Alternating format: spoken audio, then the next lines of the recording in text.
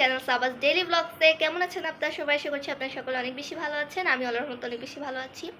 তো আজকের এই ব্লগটি হচ্ছে আমি 2-3 দিনের ভিডিও ক্লিপস মানে একটু একটু করে নিয়েছিলাম, সেই সব কিছুকে একসাথে শেয়ার করবো আপনাদের সাথে। মানে যেহেতু একটু একটু করে ভিডিও ছিল, তাই ভাবলাম সব ভিডিও একসাথে করে আপনাদের সাথে আজকের এই ব্লগটা শেয়ার করি। আশা করছি আপনাদের কাছে ব্লগটি ভালো লাগবে। তো চলুন ব্লগ। তো গাইস, এটা হচ্ছে গত 2 দিন আগের ভিডিও। আম্মু হচ্ছে আমার জন্য পাটিসাপটা পিঠা বানাচ্ছিল, আর আমার হচ্ছে পাটিসাপটা পিঠা অনেক বেশি পছন্দের, তাই ভাবলাম আপনাদের সাথেও শেয়ার করি। আর এই খিরসাটাও আম্মু হচ্ছে নিজের হাতে ঘরে তৈরি করেছে।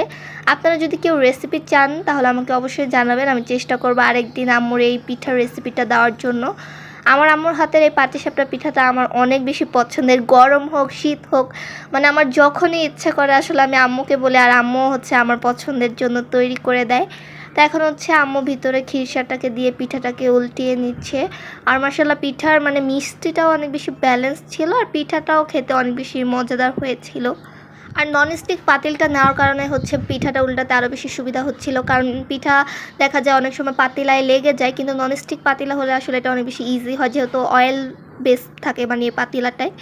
তো এর জন্য অনেক ইজিলি উঠে গিয়েছে। তো দেখুন পিঠাটা কত বেশি সুন্দর হয়েছে। গরম থাকা অবস্থায় আমি 2-3টা খেয়ে ফেলেছিলাম, আমার এত বেশি পছন্দ। আম্মু বলে সবাই শীতে পিঠা খায়, কিন্তু তুই গরমেই পিঠা খাস। আমি বললাম যে হ্যাঁ, আমার এটা অনেক বেশি পছন্দের, তাই আমি অলওয়েজ এই পিঠাটা খাই আসলে। তো যাই হোক, এখন হচ্ছে আপনারা দেখতে পারবেন গতকালকে আমরা একটু বের হয়েছিলাম সেই ব্লগটা, যেহেতু আমি বললামই যে 2-3 দিনের ভিডিও আমি হচ্ছে আপনাদের সাথে একসাথে করে তারপরে হচ্ছে শেয়ার করতেছি। এখন হচ্ছে আম্মু আরেকটা পিঠার জন্য ব্যাটার দিয়ে দিল। আর এই ব্যাটারটা আসলে যত বেশি পারফেক্ট হবে আপনাদের পিঠাগুলো তত বেশি ভালো হবে এবং সফট হবে। বাট আনফর্চুনেটলি কী হয়েছিল, আমরা যেহেতু কিছুদিন পরে মানে আমাদের একটা বিয়ের দাওয়াত ছিল, তখন হচ্ছে আমি চলে যাই, আর এই পিঠাটা ফ্রিজেই রয়ে যায়। পুরো পিঠা মানে একদম নষ্ট হয়ে গিয়েছিল, কি বলবো। আর আমি মনে হয় 3-4টা যা খেয়েছিলাম ওই তাই, এরপরে সব পিঠা নষ্ট হয়ে যায়। বাসায় এসে দেখি মানে মনেই ছিল না আসলে খাওয়ার কথা, এরকমই হয়। পরে আম্মু বলতেছিল এত কষ্ট করে বানালাম তুই খেতেই পারলি না। মানে আমি বলছি থাক, সমস্যা নেই, আরেকদিন বানিয়ে দিও, খাবো না। এখন একটু বের হয়ে পড়লাম আম্মু আর আমি, আমাদের একটু লালবাগে কিছু কাজ আছে, তাই হচ্ছে লালবাগে যাচ্ছি।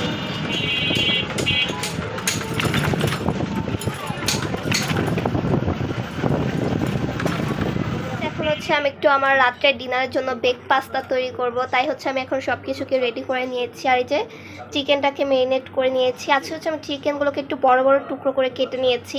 মানে আমার আসলে যেরকম ডিমান্ড থাকে এক এক দিন এক এক রকমভাবে, যেভাবে খেতে ইচ্ছে করে আমি সেভাবেই তৈরি করি।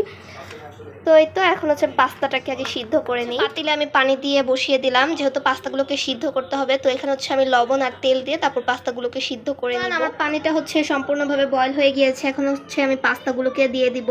আর আমি হচ্ছে আমার যতটুকু প্রয়োজন বা আমি ডিনারে যতটুকু খাবো ততটুকুই নিয়েছি। আমি আসলে ভিডিওতে দেখানোর জন্য কোনো কিছু তৈরি করি না, আমার নিজের যতটুকু খাওয়ার জন্য প্রয়োজন হয় বা আমি নিজে যেটা খাই সেটাই আপনাদের সাথে শেয়ার করি, যেহেতু আমার ডেইলি ব্লগস এটা। কিন্তু আসলে কিছু কিছু মানুষ মনে করে যে হয়তো আমি ভিডিওর জন্যই রান্না করি। যদি ভিডিওর জন্য আমি রান্না করতাম তাহলে আমি আসলে অল্প অল্প করে রান্না করতাম না, আমি ভিডিওতে দেখানোর জন্য বেশি পরিমাণে সব কিছু রান্না করে শো অফ করতাম। বাট এটা আমি আমার নিজের জন্য তৈরি করি, তাই আপনাদের সাথে হচ্ছে আমি শেয়ার করি। এখানে হচ্ছে আমার পাস্তাগুলো বয়েল হয়ে গিয়েছে, এখন হচ্ছে এগুলোকে আমি একটা স্ট্রেনারে দিয়ে পানিটাকে ঝরিয়ে পাস্তাটাকে আলাদা করে নিব। আসলে আমার নিজের যতটুকু প্রয়োজন, আমি নিজের যতটুকু খাবো আমি ততটুকুই করি। এটাতে যদি কারো প্রবলেম হয় তাহলে আমার আসলে কিছু করার নেই, যার যার ব্যক্তিগত ব্যাপার এটা। আসলে আমি আমার মতো লাইফস্টাইল করি, আমি সেটাই আপনাদের সাথে শেয়ার করি। আসলে এখানে লোক দেখানোরও কিছু না, বা হচ্ছে ব্লগে দেখানোর জন্য রান্না করা হয় এরকমও কিছু না। যাই হোক, এখন আমি ওই পাস্তাটাকে স্ট্রেনারে দিয়ে ছড়িয়ে এখন একটা ফ্রাই প্যান বসিয়ে নিলাম। আমি হচ্ছে এখন পাস্তার জন্য হোয়াইট সস তৈরি করে দিব, তার জন্য হচ্ছে আমি এখন প্যানে বাটারটা দিয়ে দিচ্ছি। আর একটু বাটার ইউজ করবো, কারণ অল্প পরিমাণ বাটার দিলে আসলে আমার কাছে খেতে খুব বেশি একটা টেস্টি লাগে না হোয়াইট সসটা। এর সাথে আমি ময়দাটাকে খুব ভালোভাবে মসৃণভাবে মিশিয়ে নিচ্ছি। আমি আসলে কোনো রেসিপি শেয়ার করছি না, আমি নিজে যেভাবে তৈরি করে খাই সেটাই আপনাদেরকে দেখাচ্ছি। তো হোয়াইট সসটাকে আমি ফার্স্টে তৈরি করে নিব। আমার হোয়াইট সস রেডি হয়ে গিয়েছে, আমি নামিয়ে রেখে দিয়েছি।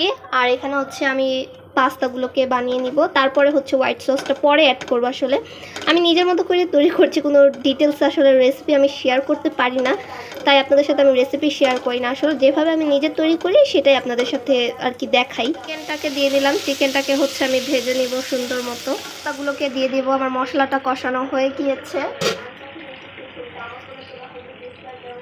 ফাইনালি গাইস আমার পাস্তা রান্না কমপ্লিট। এখন হচ্ছে আমি এটাকে বেক করে নিব। একটা যে পাত্রে আসলে আমি বেক করব সেই পাতিলে দিয়ে তারপর হচ্ছে আমি চিজ দিয়ে এটাকে বেক করব যাতে আরও বেশি টেস্টি হয়। বেক করতে না চান তারা এভাবেও খেতে পারেন, এভাবে খেতে ওই পাস্তাটা অনেক বেশি মজার হয়। আমি এক এক সময় এরকমভাবেও খাই, যেহেতু আজকে চিজ আছে তাই এক্সট্রা একটু ট্রিটমেন্ট দিয়ে খাচ্ছি।